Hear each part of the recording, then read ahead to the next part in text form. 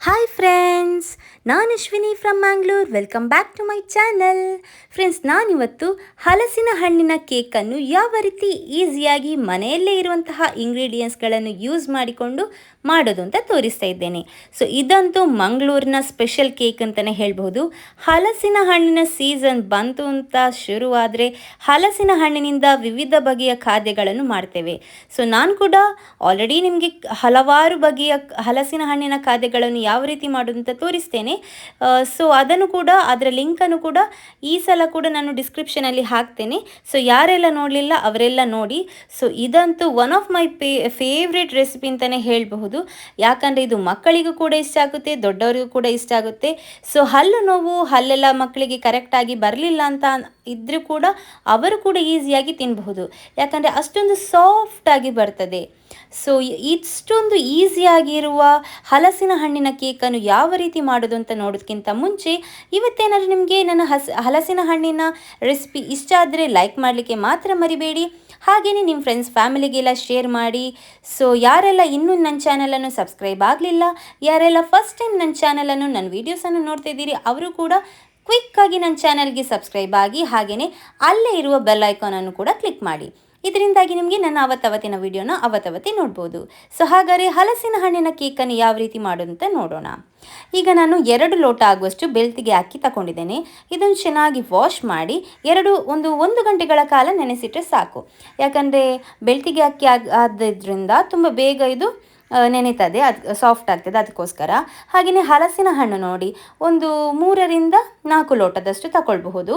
So ನಾನಿಲ್ಲಿ 3 ಲೋಟ ಆಗುವಷ್ಟು ತಗೊಂಡಿದ್ದೆ. ಅಂದರೆ 2 ಲೋಟ ಆಗುವಷ್ಟು ಅಕ್ಕಿ ತಗೊಂಡ್ರೆ 3 ಲೋಟ ಆಗುವಷ್ಟು ಹಲಸಿನ ಹಣ್ಣು ತಗೊಂಡಿದ್ದೇನೆ. ಇದು ಬರ್ಕೆ ಹಲಸಿನ ಹಣ್ಣು. ತುಳುವೆ ಆದರೆ 1 ಲೋಟ ತಗೊಂಡ್ರೆ ಸಾಕಾಗ್ತದೆ, ಯಾಕಂದರೆ ಅದು ತುಂಬ ತೆಳ್ಳಗಾಗ್ತದೆ.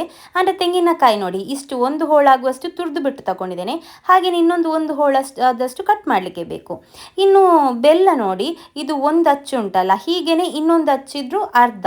ಸೊ ಹಾಗಾದರೆ 1.5 ಅಚ್ಚು ತಗೊಂಡಿದ್ದೇನೆ. ನಿಮಗೆ ಸ್ವಲ್ಪ ಜಾಸ್ತಿ ಬೇಕಿದ್ರೆ 2 ಅಚ್ಚು ಕೂಡ ತಗೊಳ್ಬಹುದು. ಹಾಗೆಯೇ ನೋಡಿ, ನಾನು ಫಸ್ಟಿಗೆ ಅಕ್ಕಿಯನ್ನು ಗ್ರೈಂಡ್ ಮಾಡಲಿಕ್ಕೆ ಹಾಕಿದ್ದೇನೆ. ನಾನಿಲ್ಲಿ ಮಿಕ್ಸಿ ಜಾರ್ ತಗೊಳ್ಳಿಲ್ಲ, ಅಂದರೆ ಗ್ರೈಂಡರ್ಗೆ ಹಾಕ್ಕೊಂಡಿದ್ದೇನೆ. ಗ್ರೈಂಡರಲ್ಲಿ ತುಂಬ ದಪ್ಪಕ್ಕೆ ಬರ್ತದೆ ಹಿಟ್ಟು. ಹಾಗಾಗಿ ಈವನ್ ನಿಮಗೆ ಗಾರಿಗೆ ಇದೆಲ್ಲ ಮಾಡುವಾಗ ಗ್ರೈಂಡರಲ್ಲಿ ಮಾಡಿದರೆ ಒಳ್ಳೆ ದಪ್ಪಕ್ಕೆ ಬರ್ತದೆ. ಸೊ ನೆಕ್ಸ್ಟ್ ಅಕ್ಕಿಯನ್ನು ಹಾಕಿ ಒಂದು 2 ನಿಮಿಷಕ್ಕೆ ನಾನು ನಾವು ಹಲಸಿನ ಹಣ್ಣು ರೆಡಿ ಮಾಡಿದ್ದೇವಲ್ಲ, ಕಟ್ ಮಾಡಿಟ್ಟಿದ್ದೇವಲ್ಲ, ಅದರ ಅರ್ಧವಾಸಿ ಹಲಸಿನ ಹಣ್ಣನ್ನು ಫಸ್ಟಿಗೆ ಹಾಕ್ಕೊಳ್ಬೇಕು. ಅದರಿಂದ ನಮಗೆ ನೀರು ಹಾಕೋ ಅವಶ್ಯಕತೆ ಬೀಳೋದಿಲ್ಲ. ಸೊ ನೀರಿನ ಬದಲು ನಾನು ಹಲಸಿನ ಹಣ್ಣನ್ನೇ ಹಾಕ್ಕೊಳ್ತೇನೆ. ಸೊ ಹಲಸಿನ ಹಣ್ಣಾಗಿಬಿಟ್ಟು ಇದು ಸ್ವಲ್ಪ ಚೆನ್ನಾಗಿ ಒಂದು ತರ್ತರಿ ಆಗ್ತಾ ಬರುವಾಗ ನೆಕ್ಸ್ಟ್ ನೋಡಿ, ನಾನು ಇದಕ್ಕೆ ತೆಂಗಿನ ತುರಿ ಮತ್ತು ಬೆಲ್ಲವನ್ನು ತುರಿದು ಬಿಟ್ಟು ತಗೊಂಡಿದ್ದೇವಲ್ಲ, ಸೊ ಅದನ್ನು ಹಾಕ್ತಾ ಇದ್ದೇನೆ. ಸೊ ಇದು ಕೂಡ ಗ್ರೈಂಡ್ ಆದ ನಂತರ ತುಂಬ ಚೆನ್ನಾಗಿ ನೈಸಾಗಿ, ನೀವು ದೋಸೆ ಎಲ್ಲ ಯಾವ ರೀತಿ ಮಾಡ್ತೀರಿ ನೋಡಿ, ಆ ರೀತಿ ನೈಸ್ ಆಗಬಾರ್ದು, ಸ್ವಲ್ಪ ತರಿ ಇರಬೇಕು, ಅಂದರೆ ರವೆ ಥರನೇ ಇರಬೇಕು. ನಂತರ ಅದನ್ನು ನಾನೊಂದು ಪಾತ್ರೆಗೆ ತೆಗೆದಿಟ್ಟಿದ್ದೇನೆ. ಸೊ ಅದಕ್ಕೆ ನಾನು ಆಲ್ರೆಡಿ ನೀರೇನು ಹಾಕಲಿಲ್ಲ ಅಂತ ಹೇಳಿದ್ದೆ. ಸೊ ಹಾಗಾಗಿ ಸ್ವಲ್ಪ ಇದು ತೊಳೆದ ನೀರನ್ನೇ ಸ್ವಲ್ಪ ಇದಕ್ಕೆ ಮಿಕ್ಸ್ ಮಾಡಿದ್ದೇನೆ. ಇಷ್ಟು ದಪ್ಪಕ್ಕೆ ಇರಬೇಕು ಹಿಟ್ಟು, ತುಂಬ ತೆಳ್ಳಗೆ ಸಹ ಅಲ್ಲ. ಮತ್ತು ನಾನು ಈಗ ಕೇಕ್ ಮಾಡೋದ್ರಿಂದ ಸ್ವಲ್ಪ ಹಿಟ್ಟು ತೆಳ್ಳಗಿದ್ರೂ ತೊಂದರೆ ಇಲ್ಲ, ನಡೀತದೆ ಅಂತಲೇ ಹೇಳ್ಬೋದು. ಈಗ ಇದಕ್ಕೆ ಒಂದು 5 ಎಸಳು ಆಗುವಷ್ಟು ಏಲಕ್ಕಿಯನ್ನು ಸಿಪ್ಪೆ ತೆಗೆದು ಅದರ ಬೀಜವನ್ನು ಈ ರೀತಿ ಕುಟ್ಟಿ ಪುಡಿ ಮಾಡಿಬಿಟ್ಟು ಹಾಕ್ಕೊಂಡಿದ್ದೇನೆ. ಕುಟ್ಟಿ ಪುಡಿ ಮಾಡೋದ್ರಿಂದ ಒಳ್ಳೆ ಘಮ ಬರ್ತದೆ. ಹಾಗೆಯೇ ಒಂದು 5-6 ಪೆಪ್ಪರ್ ಸೀಡ್ಸ್ ಇದೆಯಲ್ಲ, ಪೆಪ್ಪರ್ ಇದೆಯಲ್ಲ, ಒಳ್ಳೆ ಮೆಣಸು, ಅದನ್ನು ಕೂಡ ಕುಟ್ಟಿ ಪುಡಿ ಮಾಡಿ ಹಾಕ್ಕೊಂಡಿದ್ದೇನೆ. ಸೊ ಇದು ಕೂಡ ಒಂದು ಒಳ್ಳೆ ಟೇಸ್ಟ್ ಕೊಡ್ತದೆ, ಯಾಕಂದರೆ ಉಪ್ಪು, ಖಾರ, ಸಿಹಿ ಎಲ್ಲ ಸಹ ಇರಬೇಕು. ಹಾಗೆ ನಾನು ಗ್ರೈಂಡ್ ಮಾಡುವಾಗ ರುಚಿಗೆ ತಕ್ಕಷ್ಟು ಉಪ್ಪು ಕೂಡ ಹಾಕ್ಕೊಂಡಿದ್ದೇನೆ, ಗ್ರೈಂಡ್ ಮಾಡುವಾಗಲೇ ಹಾಕ್ಕೊಂಡಿದ್ದೇನೆ. ಈಗ ನೋಡಿ, ಇದನ್ನು ಒಮ್ಮೆ ಮಿಕ್ಸ್ ಮಾಡಿದ ನಂತರ ನಾನು ಆಗಲೇ ಹೇಳಿದ್ದೇನೆ, 1 ತೆಂಗಿನಕಾಯಲ್ಲಿ ಅರ್ಧ ಹೋಳಷ್ಟು ತೆಂಗಿನಕಾಯನ್ನು ತುರಿದು ಬಿಟ್ಟು ತಗೊಂಡಿದ್ದೇನೆ. ಈಗ ಇನ್ನೊಂದು ಅರ್ಧ ಭಾಗವಷ್ಟು ಇತ್ತಲ್ಲ, ಅದನ್ನು ಈ ರೀತಿಯಾಗಿ ಕಟ್ ಮಾಡಿದ್ದೇನೆ. ತುಂಬ ದೊಡ್ಡ ಪೀಸ್ ಕೂಡ ಬೇಡ, ತುಂಬ ಸಣ್ಣ ಪೀಸ್ ಕೂಡ ಬೇಡ. ತುಂಬ ಸಣ್ಣ ಪೀಸ್ ಇದ್ದರೆ ಸೊ ನಮಗೆ ಅದು ತಿನ್ನುವಾಗ ಗೊತ್ತೇ ಆಗೋದಿಲ್ಲ ಏನು ಅಂತ. ಸೊ ಈ ರೀತಿಯಾಗಿ ಪೀಸ್ ಇದ್ದರೆ ಪ್ರತಿ ಬೈಟಲ್ಲೂ ಸಿಕ್ಕುವಾಗ ಅದೊಂದು ಒಳ್ಳೆ ರುಚಿ ಕೊಡ್ತದೆ, ಒಳ್ಳೆ ಟೇಸ್ಟ್ ಆಗ್ತದೆ. ಸೊ ಇದು ಹಾಕಿಬಿಟ್ಟು ಚೆನ್ನಾಗಿ ಒಮ್ಮೆ ಮಿಕ್ಸ್ ಮಾಡಿದರೆ ಆಯಿತು.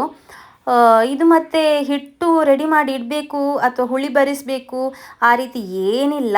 ನಿಮಗೆ ಮಾಡಿದ ಹಾಗೇ ನಿಮಗೆ, ಅಂದರೆ ಅಪ್ಪ ಮಾಡಿ ತಿನ್ನಬಹುದು, ಅಂದರೆ ಕೇಕ್ ಮಾಡಿ ತಿನ್ನಬಹುದು, ಅಷ್ಟು ಕ್ವಿಕ್ಕಾಗಿ ಆಗ್ತದೆ. ಸೊ ಇದು ತುಂಬ ಟೈಮ್ ಕೂಡ ತಗೊಳ್ಳೋದಿಲ್ಲ. ಸೊ ಬೇರೆ ನೀವು ಕಡುಬು ಆ ರೀತಿ ಎಲ್ಲ ಮಾಡೋದಾದರೆ ಸ್ವಲ್ಪ ಹುಯ್ಲಿಕ್ಕೆ ಕೂಡ ಸ್ವಲ್ಪ ಕಷ್ಟ ಬರಬೇಕು. ಸೊ ಇದು ಏನಿಲ್ಲ. ನೆಕ್ಸ್ಟ್ ಇದು ಪ್ರೊಸೀಜರ್ ನೋಡಿ ಎಷ್ಟು ಈಸಿ ಅಂತ ನಿಮಗೇನೆ ಗೊತ್ತಾಗ್ತದೆ. ನೋಡಿ ಹಿಟ್ಟು ನಾನು ಇನ್ನೊಮ್ಮೆ ತೋರಿಸ್ತಾ ಇದ್ದೇನೆ. ಇಷ್ಟು ದಪ್ಪಕ್ಕೆ ಇರಬೇಕು, ತುಂಬ ತೆಳ್ಳಗೆ ಕೂಡ ಬೇಡ, ತುಂಬ ದಪ್ಪಕ್ಕೆ ಇದ್ದರೂ ಕೂಡ ಕೇಕ್ ಗಟ್ಟಿಯಾಗಿ ಬರ್ತದೆ. ಈಗ ನಾನೊಂದು ಬಟ್ಟಲು ತಗೊಂಡಿದ್ದೇನೆ. ಆ ಬಟ್ಟಲಿಗೆ ತುಪ್ಪ ಸವರ್ತಾ ಇದ್ದೇನೆ. ತುಪ್ಪ ಸವರೋದ್ರಿಂದ ಇನ್ನೂ ಕೂಡ ಒಳ್ಳೆ ಒಂದು ಘಮ ಬರ್ತದೆ. ಸೊ ಈ ರೀತಿಯಾಗಿ ಚೆನ್ನಾಗಿ ತುಪ್ಪ ಸವರಬೇಕು. 1 ಸ್ಪೂನ್ ಆಗುವಷ್ಟು ತುಪ್ಪವನ್ನು ಹಾಕಿಬಿಟ್ಟು ಚೆನ್ನಾಗಿ ಸವರಿದ್ದೇನೆ. ಅಂದರೆ ನೋಡಿ, ನಾವು ಇಡ್ಲಿ ಎಲ್ಲ ಸ್ಟೀಮ್ ಮಾಡ್ತೇವಲ್ಲ, ಆ ಪಾತ್ರೆ ಇಟ್ಟಿದ್ದೇವೆ. ನಾವು ಮಂಗಳೂರಲ್ಲಿ ಇದಕ್ಕೆ ತೊಂದೂರು ಅಂತ ಹೇಳ್ತೇವೆ. ಅದಕ್ಕೆ ಕೆಳಗಡೆ ನೀರು ಹಾಕಿಬಿಟ್ಟು ನಾವು ಸ್ಟೀಮ್ ಆಗಲಿಕ್ಕೆ ಸ್ವಲ್ಪ, ಅಂದರೆ ಬಿಸಿ ಆಗಲಿಕ್ಕೆ ಇಡ್ತೇವೆ. ನಂತರ ನೋಡಿ, ಬಟ್ಟಲು ಈ ರೀತಿ ಇಟ್ಟು ಹಿಟ್ಟು ಎಷ್ಟು ಬೇಕು ನೋಡಿ ಅಷ್ಟು ಸುರಿಬೇಕು. ಜಾಸ್ತಿ ಹಿಟ್ಟು ಹಾಕ್ಕೊಂಡ್ರೆ ಇದು ತುಂಬ ಹೊತ್ತು ತಗೊಳ್ತದೆ, ಅಂದರೆ ರೆಡಿ ಆಗಲಿಕ್ಕೆ. ನಾನೀಗ ಅರ್ಧವಾಸಿ ಹಾಕ್ಕೊಂಡಿದ್ದೇನೆ ನೋಡಿ ಹಿಟ್ಟು. ಇಷ್ಟು ಹಾಕ್ಕೊಂಡ್ರೆ ಒಂದು 20 ರಿಂದ 25 ನಿಮಿಷದಲ್ಲಿ ಚೆನ್ನಾಗಿ ಇದು ಕುಕ್ ಆಗ್ತದೆ. ನೋಡಿ ಈಗ ಒಂದು 20 ರಿಂದ 25 ನಿಮಿಷ ಆಗಿದೆ. ನಾನು ಮುಚ್ಚಳ ಓಪನ್ ಮಾಡಿ ಇಟ್ಟಿದ್ದೇನೆ. ಹಾಗೆ ನೀವು ಬೇಕಾದ್ರೆ ಒಂದು ನೈಫ್ ಈ ರೀತಿ ಒಂದು ಹಾಕುವಾಗ ಕರೆಕ್ಟಾಗಿ ನಿಮಗೆ ಗೊತ್ತಾಗ್ತದೆ ನೋಡಿ. ನೈಫಲ್ಲಿ ಏನು ಆಗದಿದ್ದರೆ, ಅಂದರೆ ಸಿಕ್ಕಿ ಹಾಕದಿದ್ದರೆ ಕರೆಕ್ಟಾಗಿ ಬೆಂದಿದೆ ಅಂತ ಅರ್ಥ. ಒಂದು ವೇಳೆ ನೈಫ್ ಏನಾದ್ರು ಪಿಚಿ ಪಿಚಿ ಆಯಿತು ಅಂತಂದರೆ, ಅಂದರೆ ಸ್ಟಿಕ್ಕಿ ಆಯಿತು ಅಂತ ಅಂದರೆ ಕರೆಕ್ಟಾಗಿ ಬೇಯಲಿಲ್ಲ ಅಂತ. ಇನ್ನೊಂದು 5 ನಿಮಿಷ ಬೇಯಿಸಿದರೆ ಆಯ್ತು ಅಷ್ಟೇ. ಫೈನಲ್ ಆಗಿ ಯಾವ ರೀತಿ ಬಂದಿದೆ ನೋಡಿ.